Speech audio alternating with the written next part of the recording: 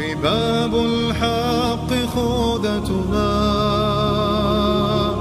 ومسجدنا معسكرنا وحق الله يحفظه.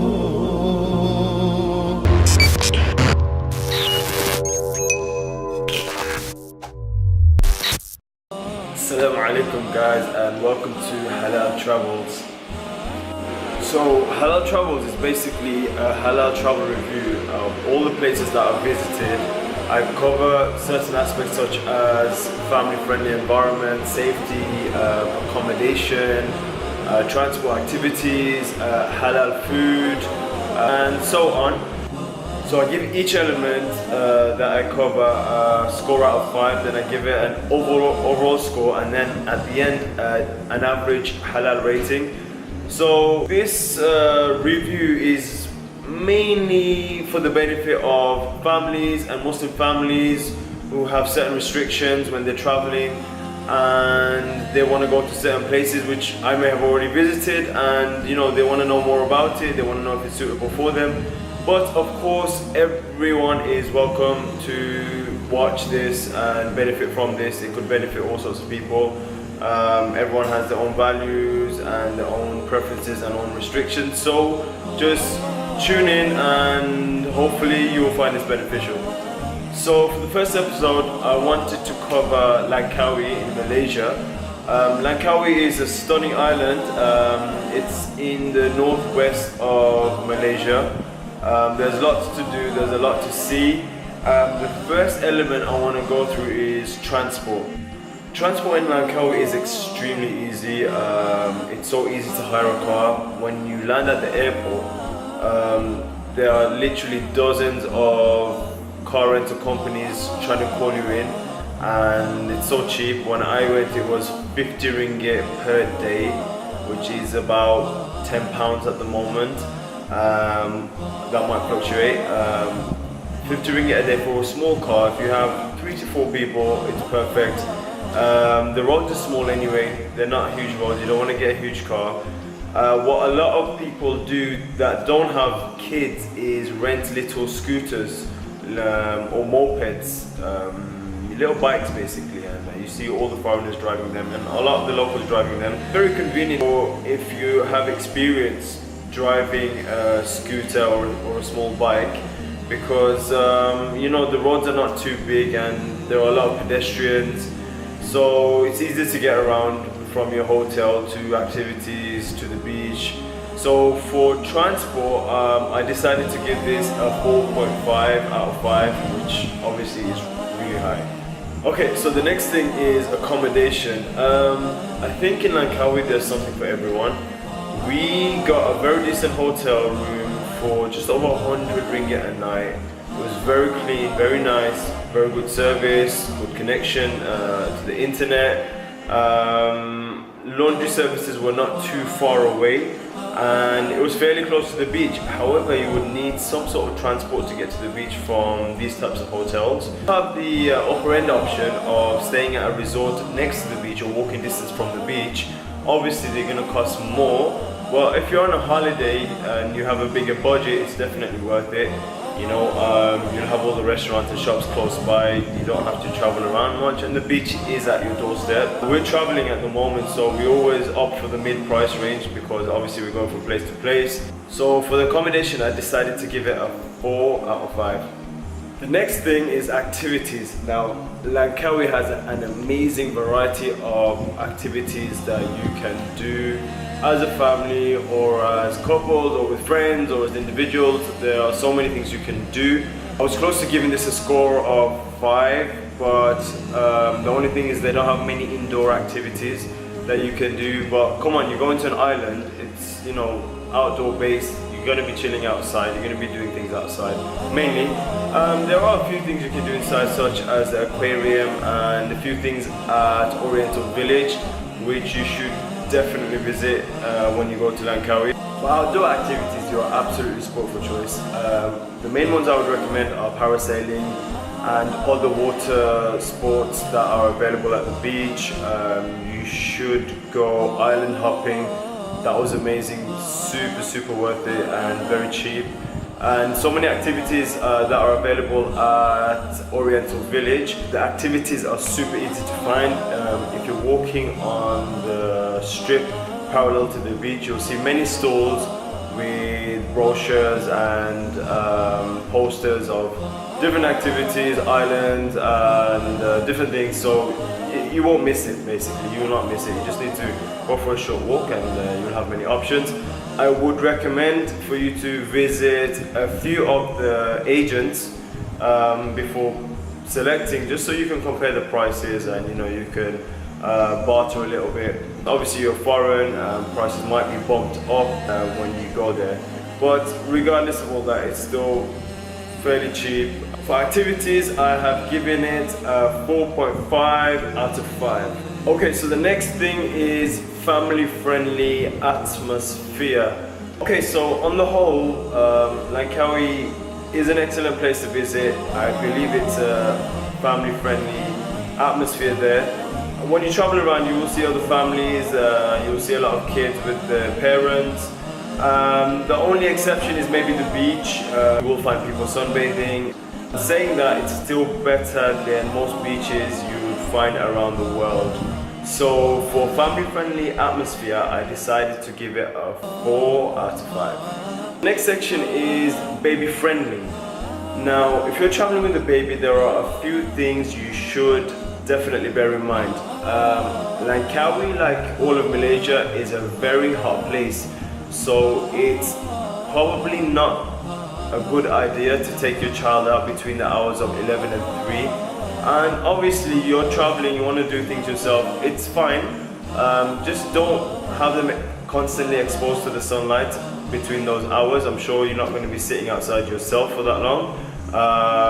It's good to just obviously alternate between indoors and outdoors. Also in Malaysia, it does rain a lot. Generally they have the monsoon season when it rains a lot, and I guess the summer period, which is the rest of the year. However, now the climate is changing, so it could rain possibly at any time. Monsoon season, it would definitely rain, and in the summer period it could also rain, and when it rains here it pours, so be prepared for that. Do have an umbrella with you regardless of when you go.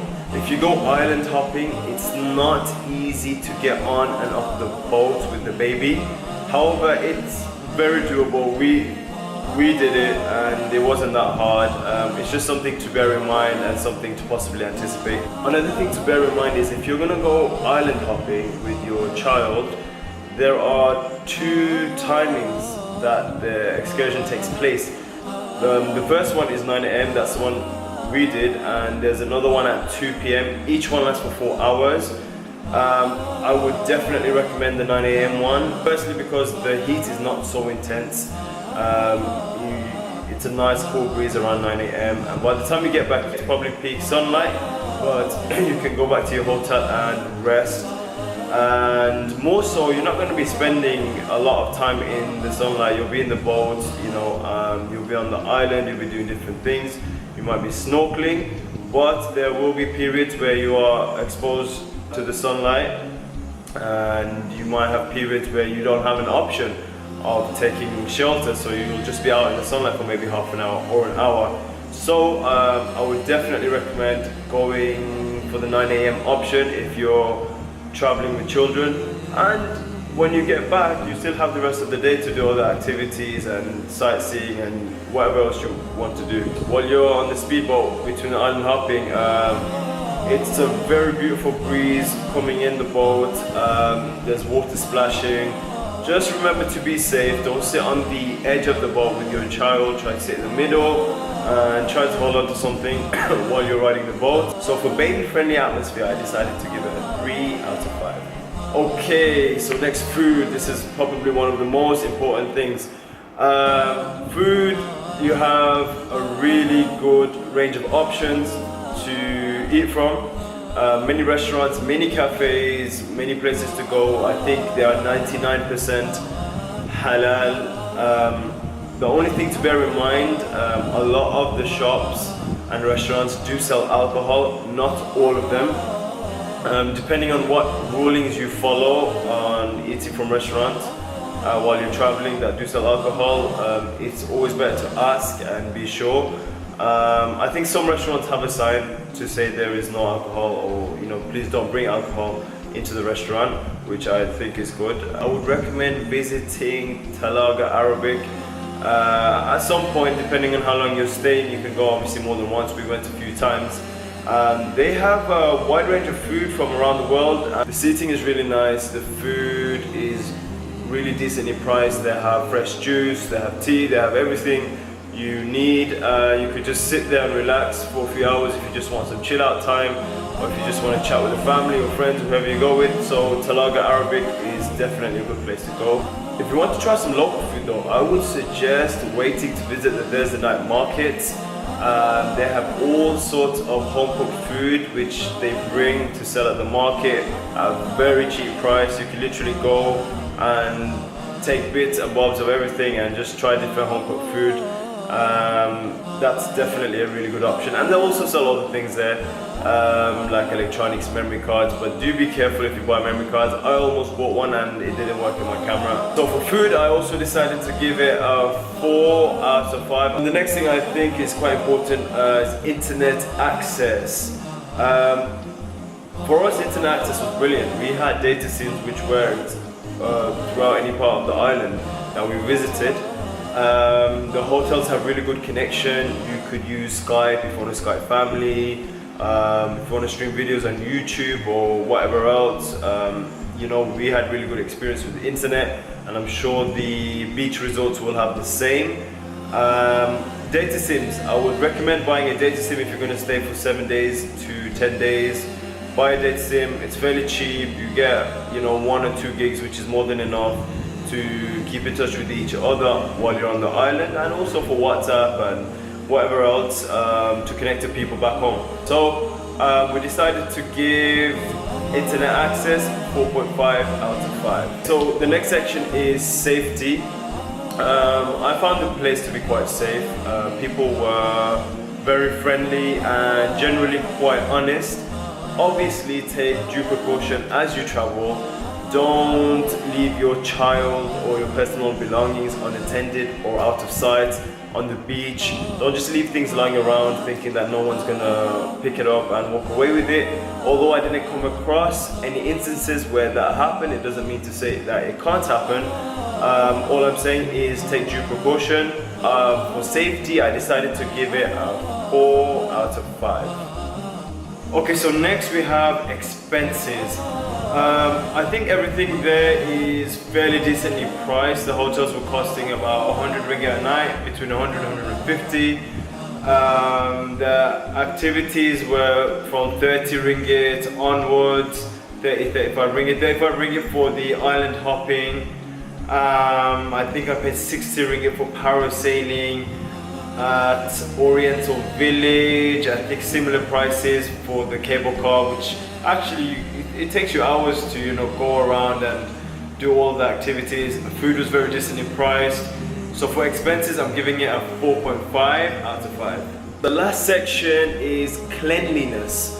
I found it to be fairly clean. It was okay. If you go to the beach, you might find bits and bobs lying around in the beach, but it's not as bad as some parts of the world and all the beaches you might visit. We're giving it a 3.5 out of 5. One side note I wanted to add was the use of prayer facilities and the availability of prayer facilities. Langkawi is not very big, so if you're on the beach or near the market, I think most times you'd be going back to your hotel room to pray. You can find masjids nearby if you want to catch Jumu'ah prayer, or if you want to pray in congregation while you're traveling. If you go to Oriental Village, they also have prayer facilities separate for men and women, with an area for ablution if you want to do wudu there. So I just wanted to get that in the video, although I didn't include it as a separate section. So Langkawi gets a score of 40.5 out of 50 and an average halal rating of 4 from 5, which means it's an amazing place to visit, to be honest. I went not too long ago. and I definitely think it's suitable for everyone. You can come with your parents if your parents haven't been away for a few years and you want to treat them and get them out the house. Maybe they've been working away. It's a nice place and definitely suitable for Muslim families.